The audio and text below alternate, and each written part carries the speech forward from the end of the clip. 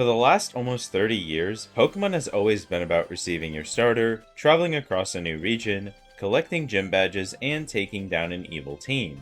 It's a formula that works so well that even after playing through dozens of fan games and ROM hacks mimicking it, I still find myself coming back. Of course, many people, including myself, do desire a bit of change, which the fan game scene has thankfully delivered, in forms of roguelites, cooking simulators, escape room hacks, and various other short stories, giving you a glimpse of what can truly be done with the Pokemon IP. But out of every fan game that's tried to create a unique story in the Pokemon world, there's one that I believe stands significantly above all of them, and that's Ash and Frost, a game where you play as a detective, in a world that has so much more to offer than you would even begin to think. So in this video, I'll be reviewing the game's story, exploration, gameplay features, and quality of life. That way, by the time you're done, you can decide whether or not it'll be your next fan game. But without further ado, let's get started. In most Pokemon games, you begin your journey in a small town, ready to receive your starter and Pokedex. But here, that's not the case. You'll play as Sylvester, a detective living in Riverview, a massive city made up of various districts. And rather than collecting gym badges, you'll progress through the story solving different cases. It'll start small, like solving the mystery of a missing check, or how some rich folks' ice sculptures were destroyed. However, as the story continues, you'll find yourself overstepping the boundaries of some very important and dangerous people. But what's really interesting is how the case system actually works, because you aren't just going to go from point A to point B, having the story told for you. You actually have to investigate the crimes yourself, picking up clues, and interrogating suspects. It's a nice break from the game's large amount of Pokemon battling, and it's a system that actually feels rewarding to complete. But of course, if you'd rather just have the cases play out for you, there's an entire guide within the game files that tells you exactly what to do and say for each one. However, while solving all these crimes, you're bound to come across various different characters that all play an important part in the story. But again, rather than these being rivals, gym leaders, or professors, you'll be dealing with criminals, police officers, crime family leaders, and even other detectives. One of the things I enjoy the most about Ash and Frost's story is the ability to play through a world that feels a lot more realistic.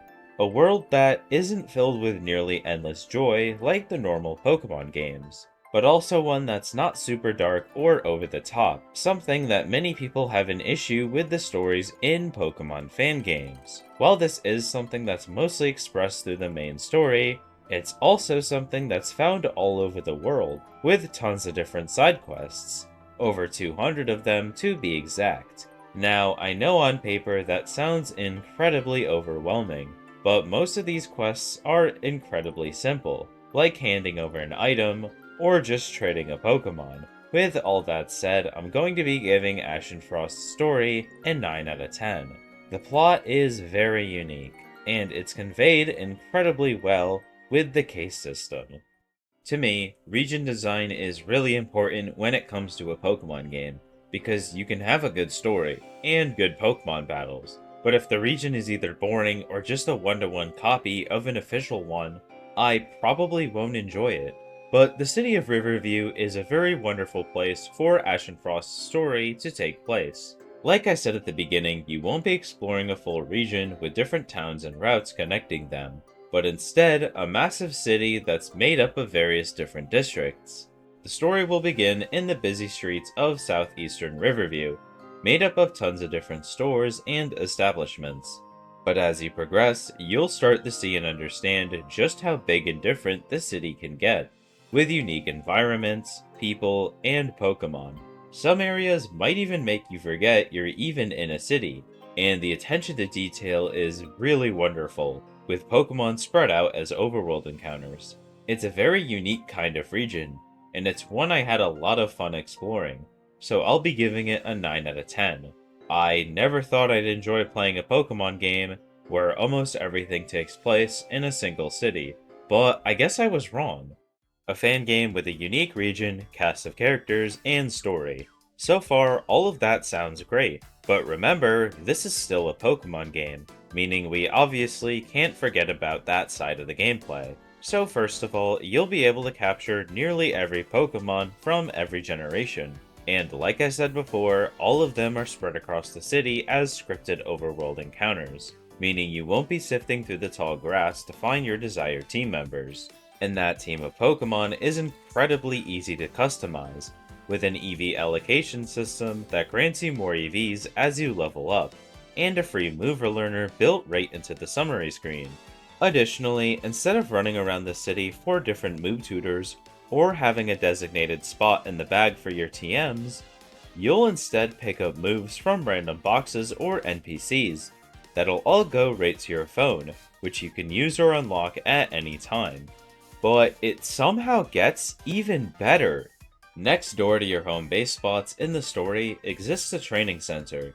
Inside, you'll be able to not only battle a trainer for EXP, but also purchase EXP candies, evolution stones, IV raising items, trait evolution items, IV lowering items, and much more. Of course, all of this content will need to be unlocked as you progress through the game, but I never found it feeling tedious to do so. Overall, the amount of Pokemon-related quality of life is absolutely insane, and for that, I'm going to be giving it a 10 out of 10. There are almost no limits to what ways you can customize your Pokemon, and it can be done so easily and so quickly. And I'll be honest, having to actually unlock it over time definitely helped it feel way less overwhelming, something I feel a lot of battle-focused ROM hacks and fan games fail to do. Now, all of that is great, but at the same time, none of it matters if the Pokemon battles are too easy or too boring. Thankfully, that's not the case here. Ash and Frost comes with 3 very different difficulty modes. So you can either have a casual, semi-laid-back experience, building whatever team you want, focusing more on the story and exploration, a hardcore experience that truly tests your team building skills and Pokemon knowledge, or a middle ground that takes aspects from both. And the game even has a significantly improved battle AI, so no matter what difficulty mode you pick, the battles will still be interesting. But there are actually even more ways to customize your experience. Right when you start the game, you'll have the option to play with hard level caps or softer ones that simply reduce the EXP you gain when you hit the cap. You can also disable damage variants, or even ban the use of non-held items in battle. The amount of options the game gives you feels like it can be enjoyed by any player of almost any skill level, while also not being overwhelming or difficult to understand, so I'll be giving it a 9 out of 10. But overall, Pokemon Ash and Frost is an incredibly fun game, and with all its content, I'm willing to say that it's the ultimate Pokemon experience. So combining all my scores, I'll be giving it a 9.3 out of 10. It's in my top 3 favorite fan games of all time for a reason, and even though it isn't finished, I seriously hope you give it a try. But anyways, be sure to subscribe to keep up with the latest Pokemon fan games and ROM hacks. And of course, have a nice rest of your day.